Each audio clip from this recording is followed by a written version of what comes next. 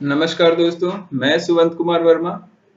आज अगेन आपके सामने आया हूँ। एक्चुअली 2 दिन बाद आ रहा हूँ, थोड़ा टाइम लग गया। थोड़ी प्लानिंग करके आया हूँ इस बार आपके लिए। मैंने सोचा है कि हम सबको सबको साथ में लेके चलें, ताकि एकेडमिक भी, इवन कंपटीशन लेवल भी, चाहे वो पब्लिक सर्विस कमीशन के हों, जीडीसी वगैरह, यूपी एचईएससी या अदर स्टेट के एचईएससी एग्जाम्स, हायर एजुकेशन संबंधित। तो इस बार मैंने कोशिश करी है कि कुछ वो एमसीक्यूज वगैरह उठा रहा हूँ, उनको प्रॉपर मैं समझाऊंगा। और जो भी डाउट्स होंगे, जो टॉपिक्स निकल के सामने आएंगे, जो मतलब पढ़ना जिनके लिए ज़रूरी है, वो हम नेक्स्ट डे उनको एक्सप्लेन करेंगे। चलिए चलते हैं, शुरू करते हैं। आशा करते हैं सब लोग स्वस्थ होंगे, अपना ध्यान रखे होंगे, और पढ़ाई कंटिन्यूटी बनाना बहुत ज़रूरी है। तो उसका विचार मन से हटा दें कि पढ़ना नहीं है, लॉकडाउन बहुत लंबा खिंच गया। तो मैं भी बता दूं कि मैंने भी ज़्यादा पढ़ाई नहीं कर पाई है इस दौरान, लेकिन हाँ, कुछ काम ऐसे थे जो अधूरे थे, पूरे करने की मैंने पूरी कोशिश करी, और इवन मेरे ख्याल से 70-80% कामयाब भी हुआ हूँ अपने काम को करने में, जो भी पढ़ाई से रिलेटेड था। शुरू करते हैं, बहुत टाइम आपका ना लेते हुए। हाँ, ये हो सकता है कि मेरे वीडियोस 10 मिनट से ऊपर ना बन पाए, तो मैं 2 वीडियोस अब एक में मर्ज करके आपको प्रोवाइड करूंगा। चलिए देखते हैं। चलते हैं पहले क्वेश्चन पे। लिखा है upward and downward flow of messages constitute horizontal communication. क्या होता है? जब बराबर के लेवल पे, सेम लेवल पे जब कम्युनिकेशन होता है, ट्रांसफर ऑफ मैसेजेस होता है। जैसे ए मिस्टर जो है सुपरवाइजर हैं, और मिस्टर बी भी सुपरवाइजर हैं, और दोनों लोग एक दूसरे से कुछ कम्युनिकेट करते हैं, कोई मैसेज करते हैं, कोई बात करना चाहते हैं, तो उस लेवल की जो बात होगी वो होगी हॉरिजॉन्टल कम्युनिकेशन। वाइल वर्टिकल, जब टॉप लेवल मैनेजमेंट और लोअर लेवल मैनेजमेंट के बीच में बात हो, टॉप मिडिल और लोअर के बीच में बात हो, कोई ट्रांसफर ऑफ द इंफॉर्मेशन या मैसेजेस का हो, तो वो वर्टिकल कम्युनिकेशन कहलाएगा। डायगोनल, मिस्टर ए यहाँ बैठे हैं और मिस्टर बी उधर बैठे हैं। एक इधर मतलब दूसरे डिपार्टमेंट का, लोअर लेवल का अगर बंदा अगले डिपार्टमेंट से जा करके उसके हेड ऑफ डिपार्टमेंट से, या फिर अपने अपर क्लास के डिपार्टमेंट हेड से बात करे, तो ये डायगोनल कम्युनिकेशन होगा। समझ में आया? और चूंकि ये बोला गया downward and upward, upward downward vertical में ही होगा। बेसिक है कि नीचे से ऊपर की तरफ इंफॉर्मेशन फ्लो होगा, या ऊपर से नीचे की तरफ इंफॉर्मेशन फ्लो होगा। लिखा है unity of command is violated under. पहले देखते हैं line organisation. Unity of command का मतलब होता है जो कमांड देने वाला है वो सिंपल एक बंदा हो, जो सबको कमांड प्रोवाइड करे। ठीक, तो लाइन ऑर्गेनाइजेशन में तो होता है। Line and staff organisation. Line and staff organisation में क्या होता है? लाइन ऑर्गेनाइजेशन तो वर्क करते हैं, मतलब उसका जो हेड है वो ऑर्डर तो जारी कर रहा है। अच्छा, एक चीज बता दूं, मैं हिंदी में अलग से क्वेश्चंस दिए हैं, सेम है।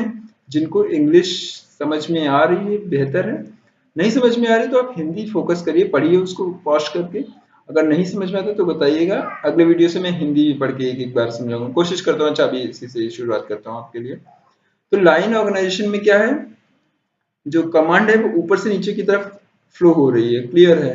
लेकिन लाइन एंड स्टाफ में क्या है? कमांड तो फ्लो इधर से उधर हो रहा है, प्लस कुछ स्टाफ्स रखे गए हैं, एक्सपर्ट्स, जो लोग और उन वर्कर्स को एडवाइस प्रोवाइड करते हैं, हेल्प करते हैं, उनको ध्यान मतलब कहीं कहीं पर सलाह देते हैं। तो यहाँ पर भी यूनिटी ऑफ कमांड तो फॉलो होता है। बट फंक्शनल ऑर्गेनाइजेशन में क्या होता है? हर काम के स्पेसिफिक लोगों को अलग अलग डिपार्टमेंट में बांट दिया जाता है। तो उस केस में यूनिटी ऑफ कमांड जो है देखा जाता है। लेकिन अब लाइन और स्टाफ में देखिए, यूनिटी ऑफ कमांड तो है एक तरफ से। ध्यान दीजिएगा, मैं थोड़ा सा आपको आगे ले गया चीजों से, फिर से इसको समझ लेते हैं। लाइन ऑर्गेनाइजेशन में कमांड हो रही है एक सिंगल। लिखा है क्वेश्चन में कब वॉयलेट हो रहा है, मतलब उल्लंघन कब हो रहा है आदेश की एकता में। तो आदेश की एकता का मतलब है कि केवल एक व्यक्ति हो जो आदेश दे रहा हो आपको, दूसरा कोई आदेश ना देने पाए। अगर दो लोग आदेश दे रहे हैं, जैसे यहाँ पर स्टाफ, एक्सपर्ट स्टाफ बैठा है स्टाफ ऑर्गेनाइजेशन में, अब वो भी कमांड कर रहा है, ऊपर वाला भी कमांड कर रहा है, तो इसके बीच में जो लोअर लेवल के वर्कर्स होते हैं वो इसका फायदा उठा सकते हैं। हो सकता है उनको कुछ चीज समझ में भी ना आए, तो कंफ्यूजन है और वर्क सही से ना कर पाए। तो जहां जब आपसे पूछा जाए कि यूनिटी ऑफ कमांड कहाँ पर वायलेट होती है, किस ऑर्गेनाइजेशन में, तो आप बोलेंगे लाइन एंड स्टाफ ऑर्गेनाइजेशन में, रेखी और स्टाफ संगठन में आदेश की एकता का उल्लंघन होता है, क्योंकि यहाँ पर दो जगह से आदेश मिलता है, एक तो उनका सुपरवाइजर देता है, एक उनका एक्सपर्ट जो एडवाइस करता है। Expectancy theory of motivation has been given by, पहले इसका आंसर जान लेते हैं, विक्टर ब्रूम। विक्टर ब्रूम ने मोटिवेशन की एक्सपेक्टेंसी थियरी दी थी। अब क्या है एक्सपेक्टेंसी थियरी, इसके लिए आप मेरा कल आने वाला वीडियो जरूर देखिएगा, मैं उसमें एक एक चीज एक्सप्लेन करूंगा। प्रिपेयर कर चुका हूँ, नोट्स तैयार हो चुके हैं, और अगले दिन मैं कंफर्मली इसको एक्सप्लेन करूंगा। हो सकता है मैं कल ही सुबह ट्राई करूं। चलिए, दूसरा नाम इन्होंने लिखा है हर्जबर्ग। हर्जबर्ग ने मोटिवेशन की ही थ्योरी दी थी, मोटिवेशन एंड हाइजेन थ्योरी, और दोनों फैक्टर्स अलग अलग बताए थे कि कौन से हाइजेन फैक्टर्स हैं, कौन से मोटिवेशनल फैक्टर्स हैं। क्या है वो मैं कल बताऊंगा। बस ये जानने के लिए इस क्वेश्चन का आंसर क्या है, ये है विक्टर ब्रूम। विक्टर ब्रूम ने expectancy theory of motivation provide करी थी। पोर्टर एंड लॉलर, इन्होंने भी मोटिवेशन की ही थियरी दी थी। क्या है वो थियरी, वो मैं बेसिक एक एक चीज बताना चाहूंगा, वो मैं नेक्स्ट डे बताऊंगा। और मैकग्रेगर थियरी ने एक्स वाई थियरी दी थी, मैकग्रेगर जी ने, ये भी मोटिवेशन की ही थियरी थी। एक्स थियरी में उन्होंने कुछ अलग बताया एम्प्लॉयज के बारे में, वाई थियरी में कुछ अलग किया एम्प्लॉयज के बारे में, और दोनों तरीके से दोनों को डील करने के तरीके भी बताए। Management by exception requires, management जो अपवाद द्वारा प्रबंधन है, इसको चाहिए क्या होता है, महत्वपूर्ण विचरणों का प्रतिवेदन, रिपोर्टिंग ऑफ सिग्निफिकेंट वेरिएंस। सारी चीजें जब तक नहीं पता होंगी मैनेजमेंट को, सारे वेरिएंसेस, तब तक वो मैनेजमेंट बाय एक्सेप्शन नहीं कर सकता। क्या है मतलब, अगर वर्कर्स अपना काम इजीली अपनी ईमानदारी से वो कर रहे हैं और सही से कर रहे हैं, तो मैनेजमेंट को चाहिए कि वो इंटरफेयर ना करे। लेकिन अगर कोई समस्या आती है, तो मैनेजमेंट अपना इंटरफेयर करके उनको समझाने की कोशिश करता है। यही है मैनेजमेंट बाय एक्सेप्शन। और मैनेजमेंट बाय एक्सेप्शन तभी इसके लिए ये जरूरी है कि रिपोर्टिंग ऑफ सिग्निफिकेंट वेरिएंसेस पता हो। Delegation of authority results in, किन चीजों का डेलीगेशन ऑफ अथॉरिटी, अधिकार अंतरण का परिणाम क्या होता है, जानते हैं। विभिन्न स्थानों पर शाखाओं का विकेंद्रीकरण होता है, क्लियर है। अधिकार अंतरण क्या है या डेलीगेशन ऑफ अथॉरिटी क्या है, जब कोई सुपीरियर अपना काम अपने से लोअर अथॉरिटी के लोगों को थोड़ा थोड़ा ट्रांसफर करे, शिफ्ट करे। तो ये तो समझ में है, विभिन्न स्थानों पर शाखाओं का विकेंद्रीकरण हो गया, क्लियर है। दूसरा पार्ट है बिना उत्तरदायित्व खोए शीर्ष प्रबंधकों द्वारा अधिकार अंतरण। एक चीज बता दूं, आपका जानना जरूरी है कि अथॉरिटी तो डेलीगेट की जा सकती है, but responsibility can never be delegated by anyone. Are you clear. तो delegation of authority by top management without losing responsibility, ये भी होता है delegation of authority, but avoiding responsibility by management, हाँ मैनेजमेंट कभी अपनी रिस्पॉन्सिबिलिटी अवॉइड नहीं कर सकता। तो ये वाला पार्ट जो है, थर्ड वाला जो रिजल्ट है वो गलत है। पहला और दूसरा रिजल्ट जो है डेलीगेशन ऑफ अथॉरिटी में संभव है और होता भी है। इसका मतलब आंसर जो है बी होगा। आगे जानते हैं, लिस्ट दिया है दोनों तरफ, need for achievement theory, Herzberg McClelland sorry, need for achievement theory जो है, उपलब्धि की आवश्यकता मैकलीलैंड जी ने दी थी। हाइजेन थियरी अभी हमने बात करी थी, हर्जबर्ग ऊपर ही बता दिया था। Management by objective, Peter F Drucker. Scientific management, F W Taylor. क्या है ये थियरी, मैं एक एक करके सब बताऊंगा और कोशिश करूंगा कि कल सारी चीजें क्लियर हो जाएं आपको। आगे चलते हैं, जानते हैं इसके बारे में कि क्या लिस्ट वन और लिस्ट टू में क्या किया है।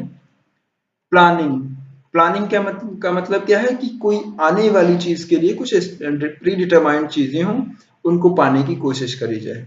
ठीक, तो कोशिश करना या फिर प्लानिंग करने का मतलब है कि कुछ पाने के लिए कुछ कोशिश करना, या पाने के लिए कुछ पहले से डिसाइड करना कि कैसे पाएंगे चीजें। तो ये फोरकास्ट के अंदर आता है, मतलब नियोजन जो है पूर्वानुमान से संबंधित है। स्टाफिंग, स्टाफ में सिलेक्शन होता है, स्टाफिंग में ट्रेनिंग होती है। तो सीधे सीधा एक लक्षण दिया है, स्टाफिंग का मेन रीजन क्या है, ट्रेनिंग, प्रशिक्षण। डायरेक्टिंग, डायरेक्शन कब दिया जाता है, जब किसी को मोटिवेट करना हो। डायरेक्शन का मतलब मोटिवेट करना हो, मैं किसी को गाइड कर रहा हूँ, डायरेक्शंस दे रहा हूँ कि आप इस गली इस रास्ते से ना जाके उस रास्ते जाइए, इजिली पहुंचेंगे। तो it will be direction, and it will be motivation for some other persons. चलिए, डायरेक्शन का मतलब मोटिवेशन, निर्देशन का मतलब अभिप्रेरण है। और कंट्रोलिंग, तभी कंट्रोलिंग का मतलब होता है इवेल्युएशन, जब कंट्रोल करेंगे, उनको इवेल्युएट करेंगे, उनकी चीजें कमियां जानेंगे और उन कमियों में सुधार करने के लिए उन पे कंट्रोल की आवश्यकता होगी। फिर से, प्लानिंग फोरकास्टिंग से रिलेटेड है, स्टाफिंग ट्रेनिंग से रिलेटेड। हाँ, शुरू करते हैं। मैंने कहा था 10 मिनट का वीडियो था, तो उसी को हम कंटिन्यू कर रहे हैं। तो और कंट्रोलिंग जो है इवेल्युएटिंग से संबंधित है। आइए चलते हैं next. Which of the following is motivating factor as per Herzberg theory. Herzberg के सिद्धांत के अनुसार निम्नलिखित में से अभिप्रेरक कारक, अभिप्रेरक का या मोटिवेशन का कारक कौन सा है। आइए जानते हैं। सैलरी एंड अलाउंसेस, आपने पढ़ा होगा, अगर नहीं पढ़ा है तो भी मैं एक एक एक सरसरी नजर बता दूं। हाइजीन थियरी, हाइजीन के जो फैक्टर्स हैं वो ये हैं: working condition, policies and administrative practices, salary and benefit, supervision, status, job security, fellow workers, personal life. और मोटिवेशन फैक्टर्स ये है: recognition, achievement, advancement, growth, responsibility and job challenges. अब देखते हैं इसमें क्या क्या दिया है। सैलरी अलाउंसेस अभी हमने जाना किस चीज का है, ये जो है मोटिवेशन फैक्टर नहीं है, हाइजीन फैक्टर है। जॉब डिजाइन हाइजीन फैक्टर है, वर्क कंडीशन हाइजीन फैक्टर है। तो इसका ये पार्ट जो है, ये तीनों चीजें जब हाइजीन फैक्टर से रिलेटेड हैं तो सही कौन सा हुआ? D, none of the above will be true for motivating factors. इसका मतलब इसमें से कोई भी मोटिवेटिंग फैक्टर्स नहीं है, प्रेरक का कारक कोई भी नहीं है। which one of the following is the most democratic form of organization। देखते हैं क्या क्या चीजें। लाइन ऑर्गेनाइजेशन में क्या होता है, जो ऑर्डर मिला that will be followed by the lower workers. सारे जो वर्कर सबॉर्डिनेट्स हैं उन्हें ये काम करने के लिए फॉलो करना ही होगा। लाइन स्टाफ ऑर्गेनाइजेशन, इसमें भी वही चीज है, ऊपर से भी ऑर्डर मिल रहे हैं, एडवाइजर्स के भी ऑर्डर मिल रहे हैं और उसको फॉलो करना इनका काम बनता है। फंक्शनल ऑर्गेनाइजेशन में जो डिपार्टमेंट हेड बोलेगा वो करना पड़ेगा हमें। लेकिन कमिटीज में क्या होता है, सबका लेवल सेम है और उनको वर्कर्स को पार्टिसिपेशन करने का मौका मिलता है और it is the form of democratic conditions. The role of staff in line staff organisation क्या है, जानते हैं। देखिए, स्टाफ संगठन में स्टाफ की भूमिका क्या होती है। तो अभी हम इतनी देर से आपसे पिछले 3 क्वेश्चन शायद हमने ट्राई किए हैं आपको समझाने की, और सब में मैंने कहा कि एडवाइजरी पार्ट ही होता है रेकी संगठन का। स्टाफ संगठन जो होता है that is only included in the advisory functions. ये स्पैन ऑफ कंट्रोल का पार्ट है। देखते हैं। If superior has 2 subordinates the total number of relations will be. तो इसका ये फॉर्मूला है n ब्रैकेट में 2n/2 प्लस n माइनस 1। इससे आंसर आएगा 6। आपको याद करना है, बेहतर है।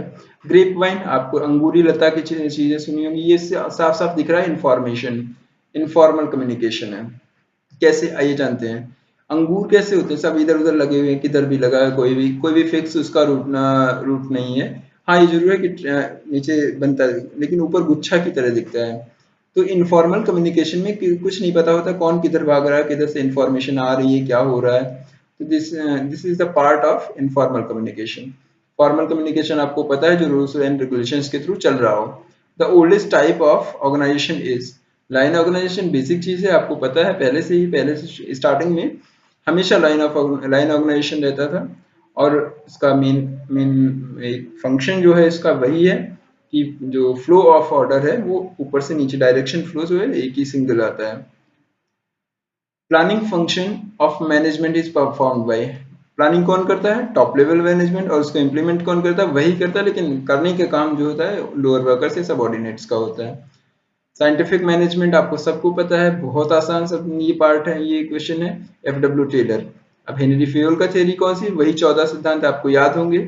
नहीं याद है तो मैं बिल्कुल आपको अगले दिन बताऊंगा, अगले वीडियो में। एल्टन मेयो, इन्होंने हार्थोन एक्सपेरिमेंट किया था, आपको याद होगा। इनका ह्यूमन रिलेशन मैनेजमेंट थियरी है इनकी। उर्विक जेड थियरी, जो एक्स वाई थियरी थी, किसकी? मैकग्रेगर की। उससे इन्होंने क्या किया, वाई जेड थियरी उसमें ऐड कर दी। The main advantage of functional organisation is specification या स्पेशलाइजेशन। जो डिपार्टमेंट फंक्शन के अकॉर्डिंग बटे होते हैं वो स्पेशलाइजेशन बेस्ड ही होते हैं। आइए जानते हैं। एक्स वाई थियरी किसने दी? अभी मैंने बात करी कि मैकग्रेगर ने, और इससे पहले या दूसरे क्वेश्चन में मैंने बताया भी था। अब्राहम मास्लो ने क्या कौन सी थियरी दी थी? Need hierarchy theory. 5 नीड्स बताई थी, उनको समझाएंगे हम अगले वीडियोस में। हर्जबर्ग ने कौन सी थ्योरी दी थी? Motivation and hygiene theory. Victor Vroom ने एक्सपेक्टेंसी थ्योरी। रिवीजन करवाते हुए चल रहे हैं, आपको पता है। समझ में आ रही चीजें? विच of the following is not a technique of control. Budgeting में प्लानिंग होती है, कंट्रोल नहीं होता, आपको पता होना चाहिए।